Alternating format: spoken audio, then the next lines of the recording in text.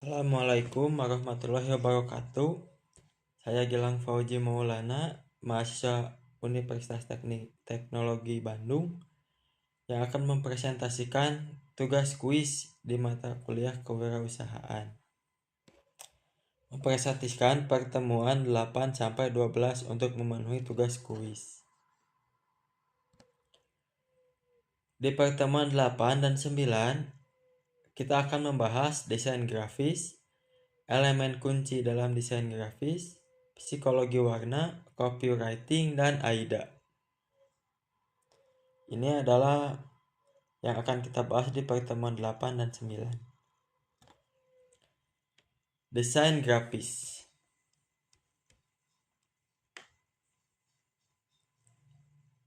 Desain grafis merupakan proses berkomunikasi menggunakan elemen visual seperti tipografi, fotografi, dan ilustrasi. Kedua, selain media sosial, desain grafis juga berfungsi untuk promosi. Jadi desain grafis ini digunakan untuk tahap awal kita membuat sebuah desain, di mana elemen-elemen ini sangat penting jika kita membuat desain untuk produk yang akan kita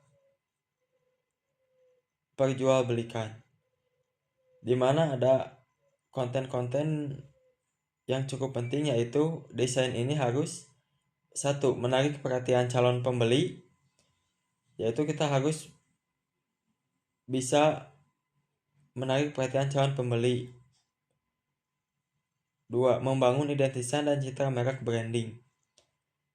Desain ini juga harus membangun identitas atau apa sih yang sedang kita tawarkan. Jadi konsumen itu harus tahu. Ada juga meningkatkan kepercayaan konsumen terhadap produk. Jadi kita harus berusaha untuk bahwa konsumen itu percaya kepada produk kita, agar nantinya konsumen tersebut membeli kembali atau menawarkan kepada teman-temannya. Jadi produk kita lebih mudah dikenal dan dipasarkan. Ada juga penyampaikan produk, informasi produk secara efektif dan menarik. Jadi dalam desain grafis konten ini, apa yang kita tawarkan produk, itu penyampaian informasinya harus secara efektif dan menarik. Jangan hanya panjang tapi tidak efektif dalam penyampaiannya.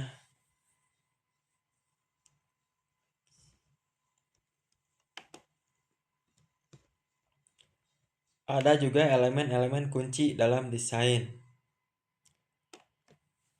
yaitu tipografi atau font atau juga huruf.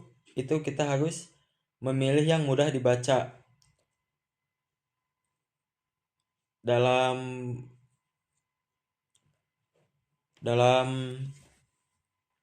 desain ini kita harus memilih apapun yang mudah dibaca. Ada juga batasi penggunaan maksimal 2 atau 3 font dalam satu desain. Jadi jangan banyak-banyak font, nanti malah lebih ke kurang rapih, beda-beda font. Jadi cukup 2 atau sampai 3 jenis saja. Ada juga warna. Warna itu memiliki emosi dan arti yang sangat mendalam. Akan dipelajari di slide berikutnya. Tata letak layout, beri ruang kosong agar desain tidak sesak dan mudah dilihat. Tata letak dalam desain ini juga sangat penting karena agar terlihat rapih, tidak sesak, agar konsumen melihatnya rapih dan menarik. Gambar dan ilustrasi, gunakan gambar produk yang berkualitas tinggi. Jadi dalam desain ini gunakan gambar produk yang berkualitas tinggi, jangan rendah apalagi burik.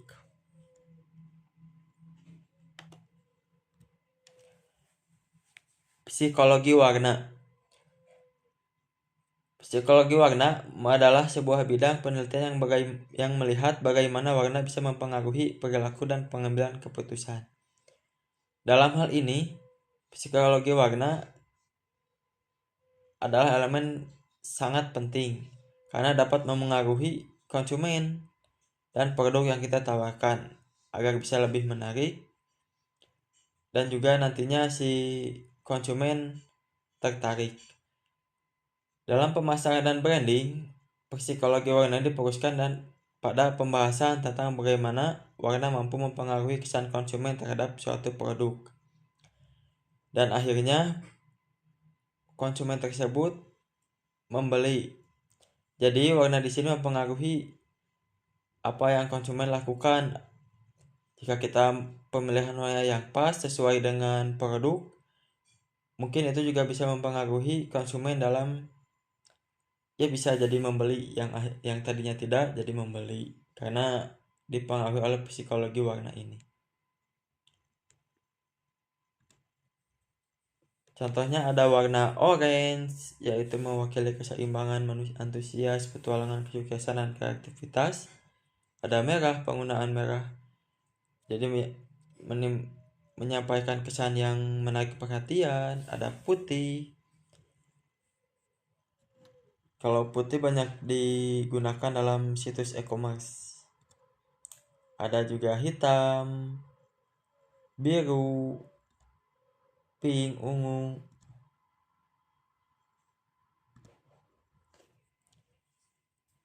Selanjutnya ada ide konten sosial media. Ada foto produk, paket siap kirim, proses produksi, karyawan sedang bekerja, tutorial penggunaan produk, kuis dan giveaway, tips dan trik, info terbaru dan trending, ucapan hari penting, konten informasi, dan cerita inspirasi. Yang saya sebutkan tadi itu selalu ada di konten sosial media. Contohnya kita masuk ke sosial media dalam IG, mungkin Instagram. Contohnya kalau mau beli Persib merchandise atau baju Persib original, itu pasti ada foto produk, paketnya siap dikirim, proses produksinya pasti ada, karyawan sedang bekerjanya juga pasti ada. Cara penggunaan produk itu mungkin di beda-beda produk.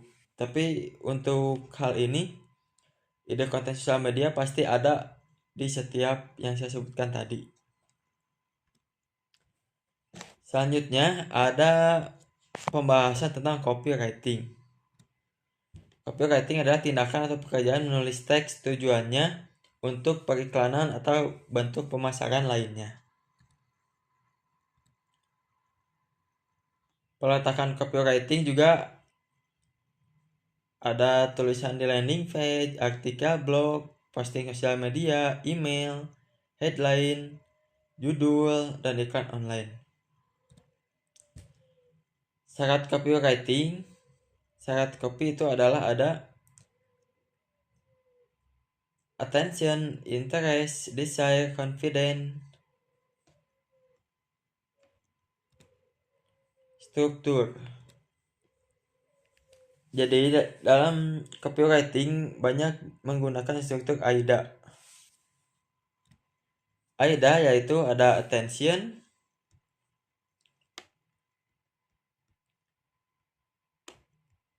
ada interest, desire, dan action. Yang pertama ada attention. Tujuannya adalah untuk menarik perhatian dari pembaca yang menjadi calon konsumen kita. Jadi attention itu adalah upaya kita untuk menarik perhatian si pembaca. Apakah itu berupa logo,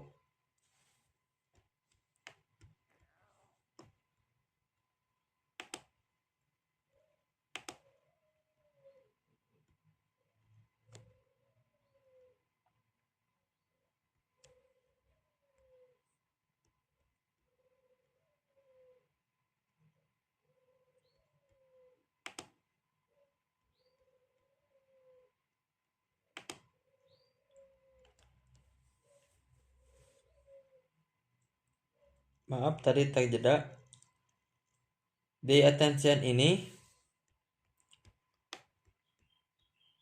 tujuannya adalah untuk menarik perhatian calon pembaca. Jadi attention ini bisa menarik dalam produk kita, contohnya itu dengan cara logo. Selanjutnya ada interest. Interest membuat pembaca konten kita menjadi tertarik dengan iklan yang kita tayangkan. Jadi setelah iklan kita ditayangkan, itu harus membuat si pembacanya itu tertarik kepada iklan yang kita tayangkan. Selanjutnya ada desire. Desire adalah memainkan emosi sehingga bisa membuat calon pelanggan benar-benar menginginkan produk yang kita tawarkan.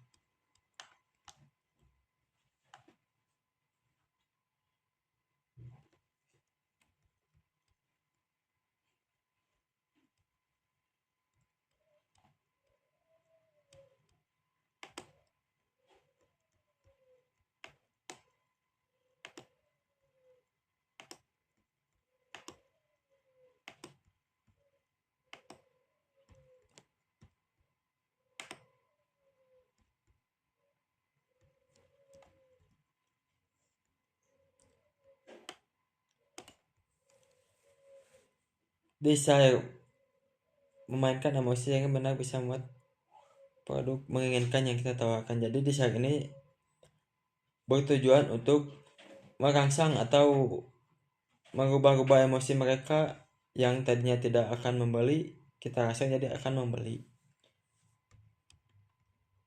Selanjutnya action, mengajak calon pelanggan untuk melakukan suatu tindakan agar membeli produk yang kita tawarkan dalam copywriting kita. Contohnya dari segera beli, ayo beli, dan sebagainya. Ini contoh dari AIDA tersebut, yaitu ada nama laundry, logonya, ada interestnya melayani cuci basah, cuci kering, dan cuci boneka. Untuk desainnya yaitu pencuci hemat dan mudah hubungi.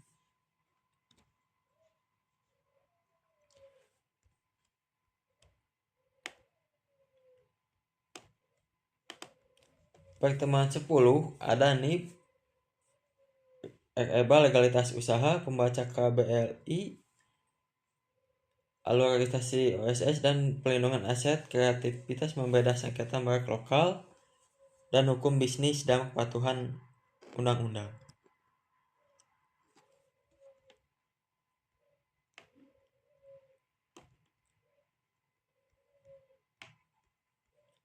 Legalitas UMKM dalam sistem OSS Seroba. Manfaat strategis ini bagi usaha mikro kecil, legalitas instan, berfungsi sebagai tanda daftar, menjadi syarat mutlak untuk pengajuan kredit usaha rakyat, mempermudah pengajuan sertifikasi halal, melindungi operasional bisnis dan risiko.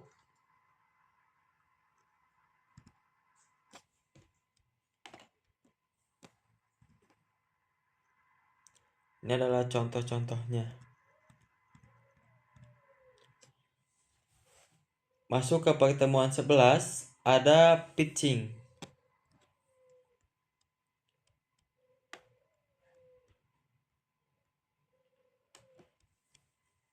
Tujuan pitching yaitu presentasi bertujuan menyampaikan informasi atau menjabarkan fakta secara deskriptif, bertujuan untuk membujuk calon konsumen agar berkolaborasi dengan kita untuk sebuah pendanaan. Jadi pitching ini bertujuan untuk mengajak calon yang akan kita kerjasama untuk pendanaan, entah itu sponsor ataupun yang lainnya.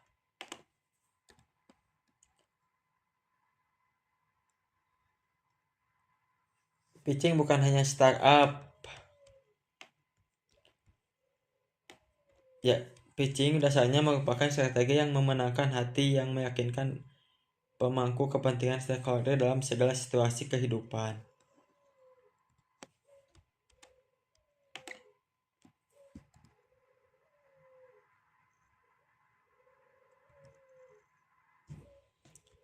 Dari data storytelling, kesalahan umum presenter. Jadi dalam penyampaian pitching ini, kita juga harus memperhatikan kesalahan-kesalahan dalam penyampaiannya, yaitu menyajikan cerita yang terlalu panjang tanpa dukungan data kunci. Jadi kita mempresentasikan cerita panjang tanpa ada datanya yang pasti atau yang terkunci. Jadi penyampaiannya itu kadang rumit dan tidak secara profesional dan secara teknis.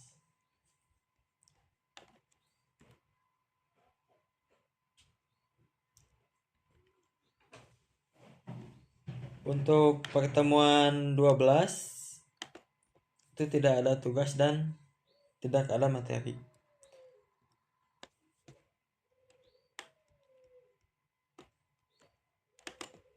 Mungkin sampai sini yang bisa saya jelaskan. Mohon maaf apabila ada kesalahan. Terima kasih dan sampai jumpa lagi. Assalamualaikum warahmatullahi wabarakatuh.